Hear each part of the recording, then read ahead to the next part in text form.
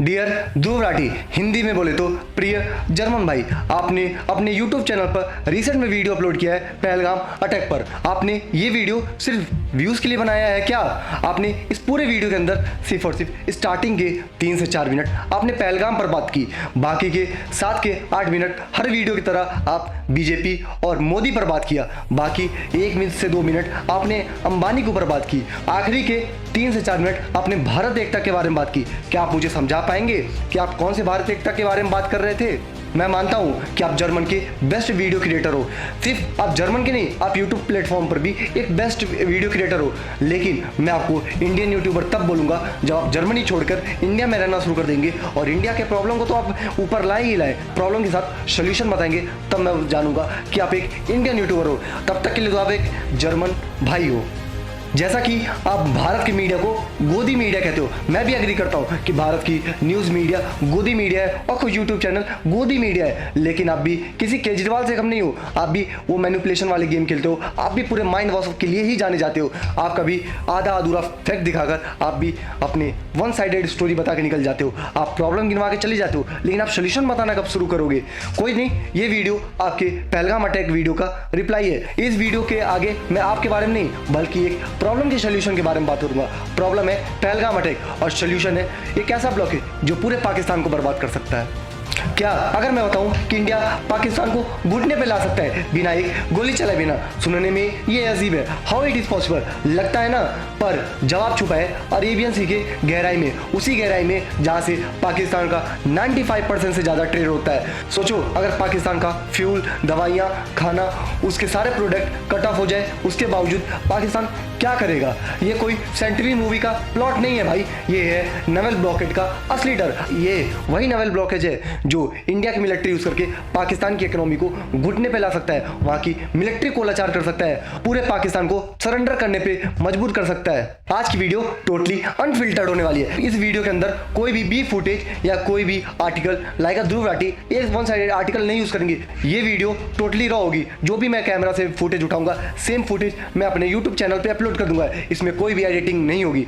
मैं video start करने से पहले एक बात बोलना चाहूंगा कि यहाँ पर ध्रुव राठी को जो लोग ये मानते हैं कि वो वन साइडेड गेम नहीं खेलते, तो मैं उसके ऊपर एक प्रॉपर वीडियो लाऊंगा और उनको एक्सपोज करके दिखाऊंगा कि कैसे वो अपने फेक आर्टिकल और वन साइडेड आर्टिकल यूज करते हैं। तो चलिए शुरू करते हैं आज के वीडियो। नमस्कार नया भारत, अगर आप भी हमारे चैनल पर पहली बार आए तो हमारे चैनल को एक्सप्लोर करें, हमारा चैनल पसंद आता है तो हमारे चैनल को शेयर करें और हमारे चैनल को सब्सक्राइब करें। ये वीडियो ज़्यादा से ज़्यादा शेयर करें ताकि ये वीडियो अच्छे ऑडियंस के पास पहुंच पाए। जैसा कि मैंने स्टार्टिंग में कहा था, ये वीडियो ध्रुव राठी के ऊपर नहीं बल्कि एक प्रॉब्लम के सोल्यूशन के ऊपर के बारे में बात करेंगे।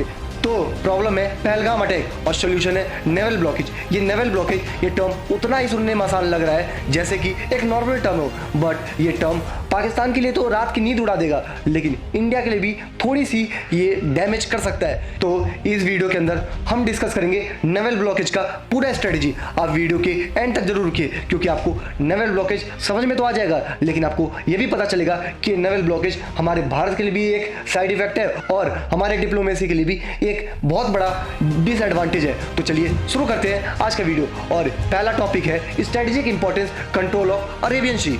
जैसा कि सबको पता है इंडिया और पाकिस्तान दोनों अरेबियन सी से करते हैं, पर एक छोटा सा राज्य है पाकिस्तान की सांस लेने का सिर्फ और सिर्फ 2 ही पोर्ट्स है, कराची और ग्वादर। पाकिस्तान का 95% से ज्यादा ट्रेड सिर्फ और सिर्फ इन्हीं 2 पोर्ट से होते हैं। सोचो, अगर ये पोर्ट्स के दरवाजे बंद कर दिए जाए तो INS विक्रांत जैसे एयरक्राफ्ट, डीजल एक्टिव सबमरीन और P-81 maritime petrol aircraft, Bharat के पास एक फॉर्मिडेबल नेवल फोर्स है जो पूरे अरेबियन सी में डोमिनेंस स्टेबलिश कर सकती है और पाकिस्तान के पास उसकी रोकने तक की औकात नहीं है और पाकिस्तान कभी फ्यूचर में भी शायद ही सोच पाएगा कि इस सिस्टम को वो रोक सकता है। अगर आपको लग रहा होगा कि इंडिया ये नेवल ब्लॉकेज पहली बार करेगा तो आपकी भूल है। अगर हिस्ट्री की बात करें, ये INS विक्रांत ने ऑलरेडी करके दिखा चुका है। जब ईस्ट पाकिस्तान को जरूरत थी 1971 में INS विक्रांत ने ईस्ट पाकिस्तान को इफेक्टिवली आइसोलेट कर दिया था, जिससे बांग्लादेश की मुक्ति संभव हुई थी। अगर आज यही स्ट्रेटजी फिर से रिपीट हो जाती है तो पाकिस्तान की रात की नींद उड़ जाएगी। यहाँ पे एक सवाल भी बनता है कि ये नेवल ब्लॉकेज पाकिस्तान की इकोनॉमी को कैसे इंपैक्ट करेगा। आइए चलते हैं नेक्स्ट पॉइंट पे, economic effect crippling the backbone. मतलब कि अगर एक आदमी का उसका बैकबोन तोड़ दिया जाए तो उसका इफेक्ट क्या होगा, ये आपको अभी पाकिस्तान की स्टोरीज पता चल जाएगा। पाकिस्तान की इकोनॉमी तो पहले ही बेहोश है, वहाँ की महंगाई आसमान छू रहे हैं, वहाँ के फॉरेन रिजर्व घुटनों पे है और कर्जों लाखों करोड़ों में। अभी लोहा गर्म है। सोचिए अगर भारत ने इसी लोहे पर अगर एक हथौड़ा भी मारा तो पूरे पाकिस्तान की नक्शा बदल सकता है। नेवल ब्लॉकेड लगा दिया तो इंपोर्ट बंद हो जाएंगे, पेट्रोल, फर्टिलाइजर, मेडिसिन का सप्लाई कट ऑफ हो जाएगा, गैस नहीं, बिजली नहीं, बड़ी बड़ी फैक्ट्रियां बंद हो जाएंगी, दाम आसमान छूने लगेंगे, दवाई से सौंफ गायब हो जाएगी, पेट्रोल पंप सूखे पड़ जाएंगे और वहां की आम आदमी रोटी दवाई के लिए भीख मांगने पे मजबूर हो जाएगा। और यहाँ पर एक प्लस पॉइंट ये है कि पाकिस्तान ने अपने एक्सपोर्ट को बढ़ाने के लिए एक एम लिया है, $32 बिलियन से इसको एक्सपोर्ट को बढ़ाकर $60 बिलियन करना चाह रहा है। और सोचिए अगर नेवल ब्लॉकेड लग गया तो ये पाकिस्तान की एक्सपोर्ट वाली धंधा अच्छे तरीके से फ्लॉप हो जाएगा और ये नेवल ब्लॉकेड इस पूरे सपने को चूर चूर कर देगा। हर बार की तरह इस बार भी एक क्वेश्चन सबके दिमाग में उठ रहा है कि वहाँ की मिलिट्री इफेक्ट क्या होगा, वहाँ की मिलिट्री वहाँ पे क्या रोल प्ले करेगी। तो मेरे लिए एक ही पॉइंट है, मिलिट्री इफेक्ट। और मैं पाकिस्तान आर्मी के लिए एक लाइन भी बोलना चाहूंगा, weapon without firing war it is not about the bullet and bomb, it is about the cutting the chulha that keep enemy war machine into running. मतलब आप खुद सोचिए अगर एक आदमी का बैकबोन ही तोड़ दिया जाए तो उस आदमी का क्या मतलब रह जाएगा। ऐसे ही अगर फ्यूल ही खत्म हो गई तो पाकिस्तान की मिलिट्री इफेक्ट का क्या मतलब हो जाएगी।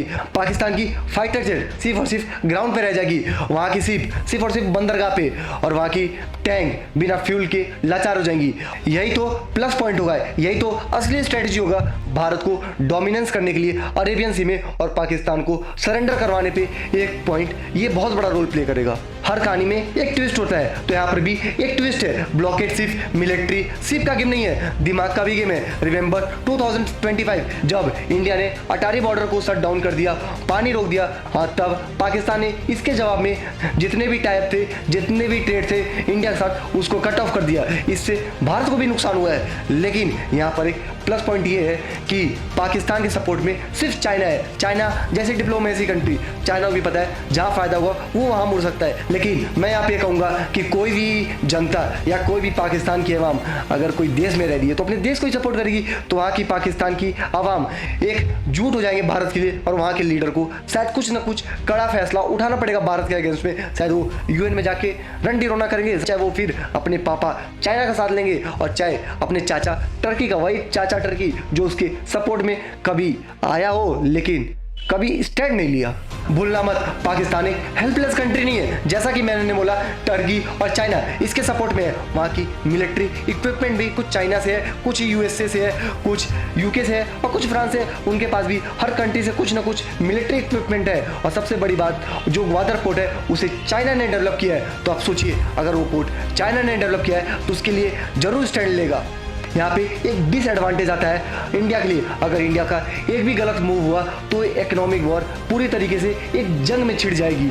और इस जंग में एक क्वेश्चन यही बन के उठेगा, India will loss $million rupees, क्योंकि इंडिया एक डेवलपिंग कंट्री है। अगर डेवलपिंग कंट्री किसी वॉर में जाती है लॉस होना ये निश्चित है। अगर हमें 26 लोगों का बदला मिल जाए तो इससे बड़ी सुख की बात कुछ हो भी नहीं सकती। जब ये $1 बिलियन का क्वेश्चन खड़ा होगा तब यहाँ पर बात आएगी पॉलिटिकल एंड सिविल की। तो आइए चलते हैं नेक्स्ट पॉइंट पर, political civil unrest fire inside. जब आम आदमी को दिक्कत होती है तब क्या होता है, भीड़ सड़कों पर उतर जाती है, लोग गुस्से में आ जाते हैं, सरकार पूरा हिला के रख देते हैं। जब दुकानें खाली हो जाएंगी, पेट्रोल पंप सूख जाएंगे, शॉप पर दवाइयां नहीं होंगी, फूड नहीं होंगी, तब लोग भूखे नहीं मरेंगे, तब लोग गुस्से नहीं होंगे। यही गुस्सा एक बगावत में बदल जाएगी और एक आग लग जाएगी पूरे पाकिस्तान के अंदर। तब वहाँ के लोग अपने सरकार के खिलाफ ही बगावत शुरू कर देंगे और ये बगावत एक इंडिया के लिए रेस्पेक्ट में बदल जाएगा।